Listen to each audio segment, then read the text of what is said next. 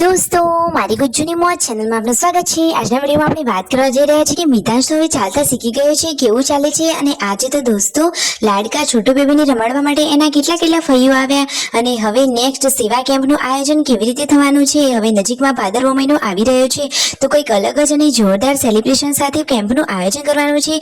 એના વિશે શું ચર્ચા કરી બધી જ માહિતી મળશે તમને આપણા આ વિડિયોમાં। મારી ચેનલ પર નવા હોય તો ચેનલને ફટાફટ લાઈક શેર અને સબસ્ક્રાઇબ કરી દો।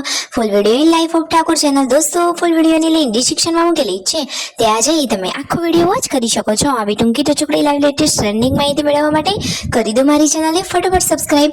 તો ચાલો દોસ્તો વધારે રાહ ન જતા વિડિયોની શરૂઆત કરી દઈએ। તમે વિડિયોમાં લાઈવ જુઓ કે મિતાંશ તો આજે જુઓ કેટલી વાર નીચે પડી રહ્યો છે, છતાં એ ચાલવાનું છોડતો નથી। જુઓ કેવો પગ પકડી અને આ ચાલી રહ્યો છે। જુઓ તો ખરા કે દિવાલ અને ખાટલાનો ટેકો લઈ અને હવે એના પગ ઉપર એ ચાલતા શીખી ગયો છે। અને પૂનમ ભાભી અહીંયા છોટુ બેબીની સાથે બેઠા છે તો છોટુ બેબી સાથે આજે બની છે ગુડ મોર્નિંગ। તો જો અહીંયા નખ કાપવાનું કામ પૂનમ ભાભી કરી રહ્યા છે અને મિતાંશ તો અહીંયા મસ્તી કરી રહ્યો છે। જો રણજીતભાઈ બોલે કે જોની જોની યસ એટલે એ બોલે છે પાપા। એ તો બોલતા શીખી ગયો અને બેની સાથે રમી રહ્યો છે। અને આજે તો છોટુ બેબીને રમાડવા માટે એના ફઈ લોકો આવી ગયા છે। કેટલી બધી ફઈઓ એને રમાડવા માટે આવી છે તમે વિડીયોમાં જુઓ તો ખરા। ફોઈબાઓ તો કેટલા ખુશ થઈ ગયા છે એમના આ ભત્રીજાને જોઈને। પૂનમ ભાભી અહીંયા છોટુ બેબીને લઈને આરામ કરાવતા હતા અને લાઈટ પણ જતી રહી હતી અને મહેમાનો એટલે કે ઘણી બધી છોટુ બેબીની ફઈઓ તેને રમાડવા બોલાવવા માટે આવી ગઈ છે। સરસ મજાના નવા કપડાં મસ્ત લાવ્યા છે અને ફઈ બા તો જુઓ પ્રેમથી હેતથી અને વાલથી તેમના ભત્રીજાને રમાડી રહ્યા છે।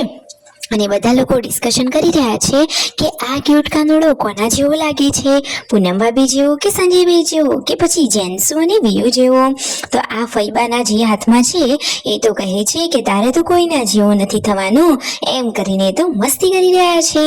બાકી ક્યુટ કાનુડો લાગે છે મને તો જેન્સી જેવો, તમને આ ક્યુટ કાનુડો કોના જેવો લાગે છે જલ્દીથી કમેન્ટ કરો। જુઓ ફઈબાઓ તો વારા પરથી એકબીજાના ખોળામાં લઈ અને કાનુડાને રમાડી રહ્યા છે। ભત્રીજાનો તો ફોઈબાઓને હરખ જ સમાતો નથી। બધા લોકો કેટલા ખુશાલ થઈ ગયા છે। અને દોસ્તો બધા જ લોકોએ છોટુ બેબીના સરસ મજાના અવનવા મસ્ત નામ કમેન્ટ કર્યા હતા। એક ભાઈએ કેવું નામ કમેન્ટ કર્યું હતું તમને ખબર છે? એક ભાઈએ તો ઢીંગલું નામ કમેન્ટ કર્યું હતું। અરે સંજયભાઈ કહે છે કે આટલું પણ ઓલ્ડ નામ નહીં, થોડુંક યુનિક નામ બતાવો। અને મિતાંશ હવે જો પાપા પગલી પરથી એના પગ ઉપર ચાલતા થઈ રહ્યો છે। હવે તો એને ચાલવાનો બહુ જ શોખ છે। અરે બધા એના પગ ઉપર ચાલે ને હોય કેમ નહીં, એવી એની પણ ઈચ્છા હોય ને, સાચી વાત ને દોસ્તો। અહીંયા જુઓ શિલ્પા ભાભી રસોડામાં શું કરી રહ્યા છે અને રાતનું જમવાનું રેડી છે ને પૂનમ ભાભી અહીંયા જમવા બેઠા છે।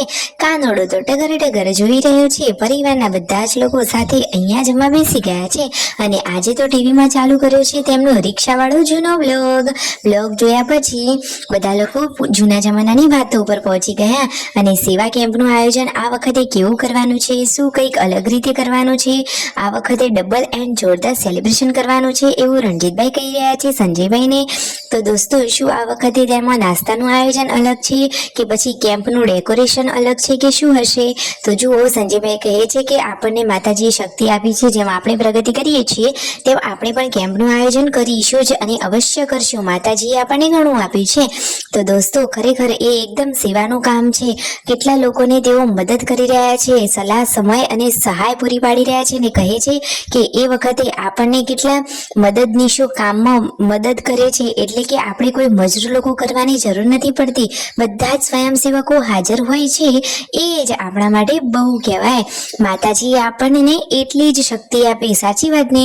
પૈસાથી બધું નથી થતું એવું સંજયભાઈ કહી રહ્યા છે, પરંતુ એ વખતે જે બધા જ લોકો જે સપોર્ટ કરે છે, તેમને ત્યાં સહાય કરે છે, એ જ સાચું દાન છે। સાચી વાત લાગી હોય તો કરો ફટોફટ સબસ્ક્રાઇબ।